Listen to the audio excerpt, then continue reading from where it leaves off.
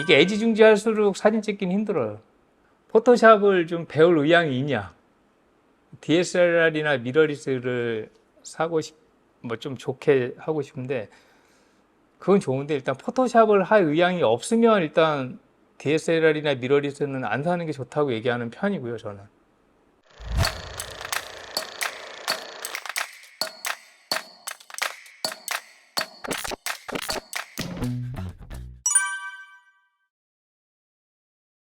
서브 카메라 지금 사려고 고민 중에 있잖아요, 저희. 우리 지금 서브를 쓸 거 지금 필요해가지고 알아본다 그랬잖아. 뭐 미러리스를 사냐, DSLR을 사냐도 중요하지만은 풀프레임 바디를 사냐, 크롭 바디를 사냐 지금 이걸로 좀 저희가 고민을 하고 있잖아요. 근데 이거에 대해서 고민하신 분들이 있을 수도 있을 것 같아서 오늘 좀 몇 가지 질문을 좀 드려보려고 해요. 좋아요. 네.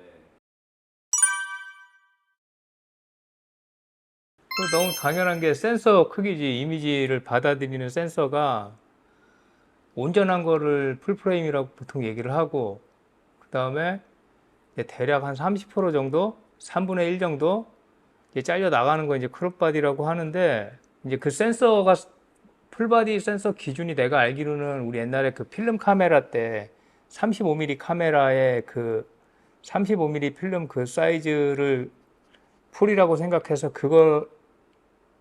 그거만큼을 온전히 담아내면 풀프레임, 그거보다 이제 잘려 나가게 되면 크롭바디, 이렇게 알고 있어요. 달라지는 게 꽤 있지. 내가 일단 알기로는 가장 큰 건 일단 이미지가 잡히는 면적이 작아지기 때문에 내가 출력할 때, 사실 온라인에서 쓸 때는 전혀 문제가 안 되는데, 이걸 이제 출력하려고 그러면 아무래도 화소수가 상대적으로 잘려 나가는 만큼 분명히 적을 거야. 두 번째는 빛의 양이 좀 부족한 곳에서 촬영을 하게 되면 노이즈가 생긴다고들 하더라고. 근데 나는 내가 아직 그렇게 빛이 부족한 항상 조명을 쓰거나 이래서 그런지 그렇게 빛이 부족한 상황에서는 테스트를 안 해봤기 때문에 사실 잘 모르겠어요. 그 부분은. 그렇게 된다라고 얘기하는 사람들도 있고, 저번에 알아보니까 설명에도 그렇게 되어 있는데, 그 저조도에서 뭐 이렇게 노이즈가 생긴다는데, 그거는 아직 나는 공감 못 하고 있는 부분이고, 세 번째는 이제 하이라이트랑 섀도우의 어떤 좀 디테일의 차이가 있다고 하는데, 이것도 요즘 특히나 포토샵 프로그램이 워낙 좋아져서 그런지 그 부분에 대해서 와, 이것 때문에 내가 뭐 못 쓰겠다, 아 이것 때문에 뭐 되게 반면에 풀프레임이 좋다 뭐 이렇게 느낀 적은 없어서 일단 그것도 나는 좀 그닥. 그 다음에 역시나 아까 얘기한 것처럼 이제 출력해 보는 거는 좀 차이가 나는 것 같아요. 확실히 내가 최대 사이즈를 얼마만큼 출력하느냐, 예, 같이 있어 보면 알겠지만 나는 좀 제법 한 번씩 이미지들을 크게 출력을 하는 편이잖아. 출력해 보면, 출력한 결과물을 보면은 그건 좀 차이가 있는 것 같아요. 내가 알기로 풀프레임에, 이렇게 풀프레임에 쓰던 렌즈는 크롭바디에 그냥 쓸 수가 있어요. 근데 크롭바디 렌즈는 일단 풀프레임에 쓸 수가 없는 걸로 알고 있고, 옛날에 그런 적은 있었어. 요즘 카메라들은 모르겠는데 옛날에 막 한 550D, 그 다음에 뭐 5D 마크2 이럴 때 550D 전용 렌즈를 5D 마크2에다 넣고 찍었더니 찍히긴 하더라고, 그때는. 근데 이렇게 비네팅이 동그랗게 생겨요. 비네팅이 동그랗게 생기고 되게 좀 어떻게 보면 재밌어요. 동그라미 안에 네모가 들어가 있어. 사진을 찍었는데. 뭐 그런 식으로 이제 풀프레임 바디에 있는 렌즈를 크롭 바디에 꽂으면 얘 보는 거랑 보는 화각이 달라져요. 대략 한 3분의 1 정도가 줄어요. 풀프레임에서 100mm인데 크롭 바디로 넣으면 한 150mm 같은 느낌이 돼요. 기본적으로 렌즈 같은 경우는 아무래도 크롭 바디보다는 내가 알기로 풀프레임 바디 쪽이 훨씬 종류도 많고, 그 다음에 렌즈에 대한 퀄리티도 기본적으로 크롭 바디보다는 풀프레임 바디가 좀 더 좋다라고 알고 있어요. 그러니까 지금 우리도 그 부분을 지금 좀 고민을 했던 거잖아. 그러니까 가격 차이가 얼마 안 나면이야 뭐 그냥 걱정, 고민 없이 그냥 풀프레임 바디를 그냥 사면 되는데, 이게 그 차이가 고민이 될 만큼의 차이니까 지금. 그래서 이제 이것저것 생각하면은 그렇다고 그 결과물이 막 못 쓰겠다 이런 게 아니기 때문에 사실 한때는 크롭바디 갖고도 촬영을 다 했던 때가 있었어. 전혀 문제가 없었거든. 그래서 일부러 크롭바디 쓰는 분들도 있다고 들었어요. 크롭바디 일단은 확실히 풀프레임보다 가볍고 가격적인 메리트도 있고 또 풀프레임 렌즈를 또 그대로 썼을 때 크롭바디 렌즈를 얘는 쓸 수 없지만 이 풀프레임 바디의 렌즈를 크롭바디엔 쓸 수 있기 때문에 기존에 만약에 풀프레임으로 렌즈를 맞춰서 갖고 있다고 하면 그 크롭바디에 그냥 써서 상대적으로 마운트 렌즈로 쓰면 되는 거니까 막 넓은 풍경 사진을 찍는 작가가 아니라 뭐 인물 위주의 사진을 찍는다거나 아니면 좀 스틸라이프 위주 테이블에다가 뭐 이렇게 소품들을 놔두고 스튜디오 안에서 촬영하는 게 메인인 작가들 같은 경우는 오히려 크롭바디가 훨씬 유리할 수도 있을 것 같아요. 얘기했지만 지금 우리 지금 풀프레임 바디가 지금 한 4대 정도 있잖아요, 이미. 네, 있는데 지금 살려고 하는 거는 영상 서브를 좀 더 하기 위해서 하는 거니까 영상용 크롭 바디를 그럼 지금은 사야 되지 않을까. 만약에 이제 우리가 지금 풀프레임 장비로 조금 더 투자를 하는 것보다는 지금은 크롭 바디로 충분히 옆에서 서브로 촬영할 수 있지 않을까 생각을 해요. 어떻게 괜찮은 생각 아닌가요? 사주시는 대로 싸. 제 풀프레임 바디는 좀 돈 벌어서 한 대 더 사요. 지금 크롭 바디로 만족하고.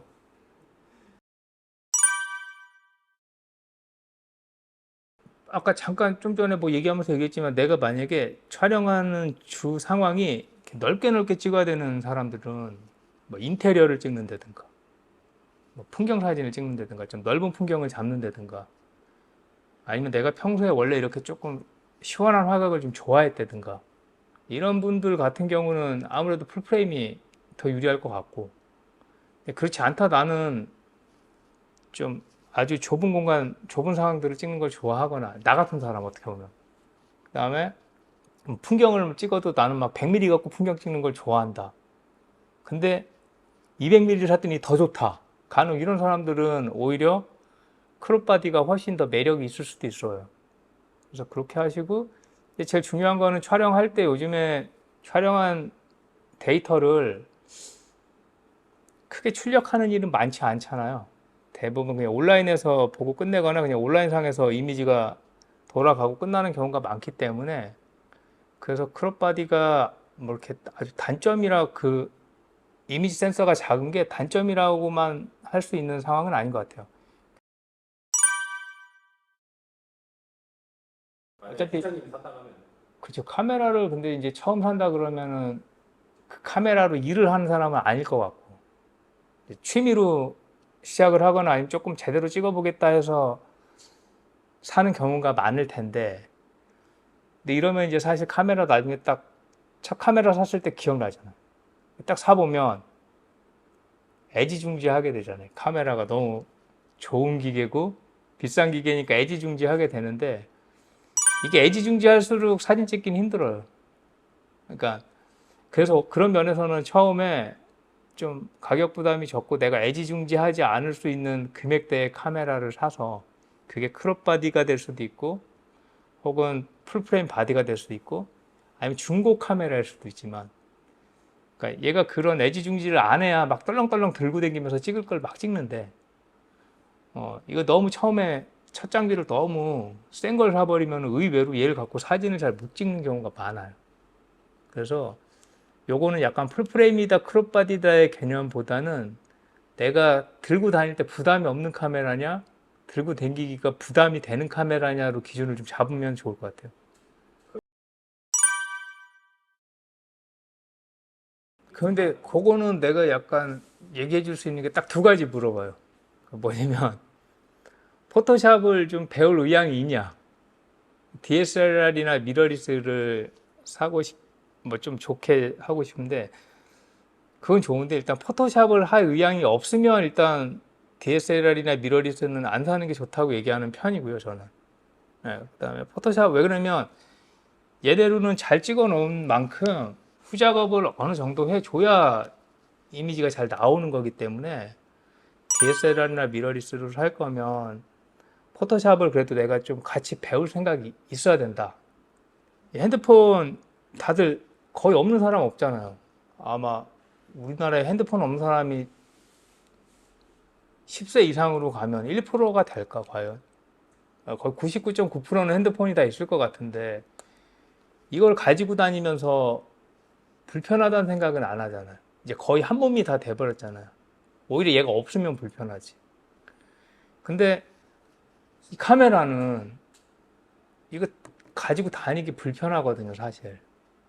우리 직업인데도 편해요, 불편해요? 아, 너무 편한데. 예? 너무 편해요?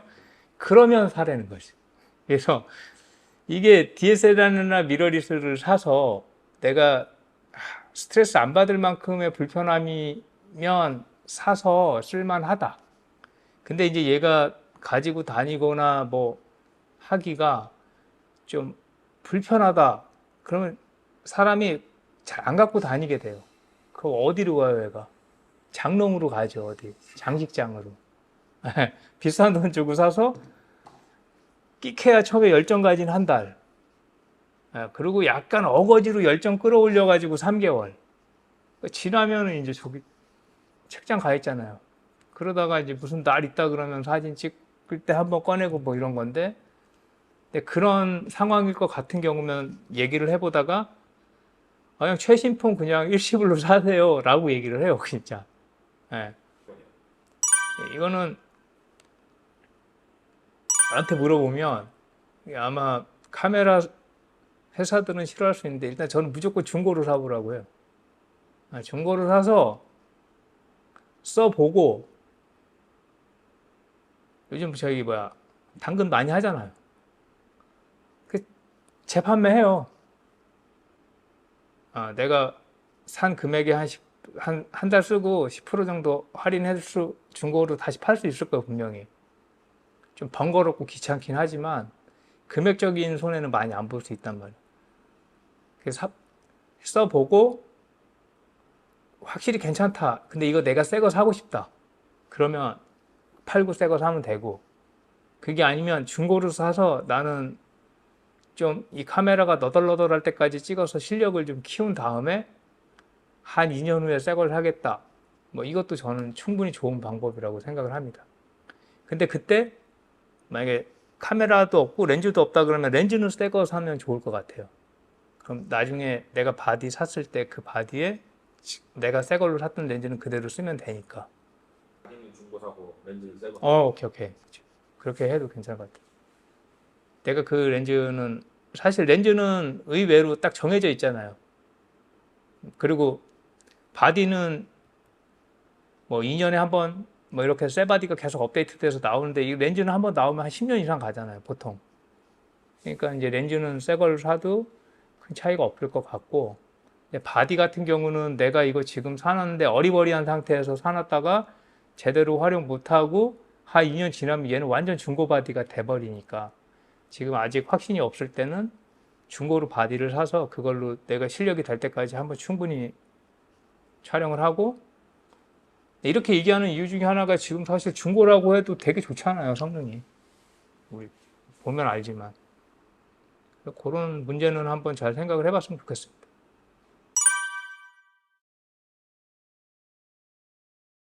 근데 그 부분은 사실 어떻게 얘기해야 될지는 모르겠는데, 그러면은 조금 더 중고지만 금액을 더 주고 카메라 상점에서 중고를 사는 방법도 있고, 아니면 근데 요즘 시대가 그래서 주변에 한 다리만 걸치면 카메라에 대해서 좀 웬만큼 아는 사람들이 꽤 있을 거예요. 네. 그런 사람들이 혹시나 이제 좀 같이 시간 뭐 한 1시간 30분만 돼서 같이 가서 좀 바디 좀 체크해 달라라고 해서 가는 방법도 있고, 그렇게 해서 하면 되지 않을까 싶어요. 사실 서비스 센터에서 한번 수리를 받아온 중고 제품을 사면 되긴 해요. 그것도 그렇고 그거 뭐 요즘에 그 있잖아요. 왜 수리 딱 막히면 언제 마지막 점검 받은지 날짜 찍어서 이거 주잖아요. 그거 이제 있는 것만 사도 되는 거고. 그거는 이제 좀 본인이 할 수 있는 최대한 똘똘한 방법을 하면 될 것 같습니다.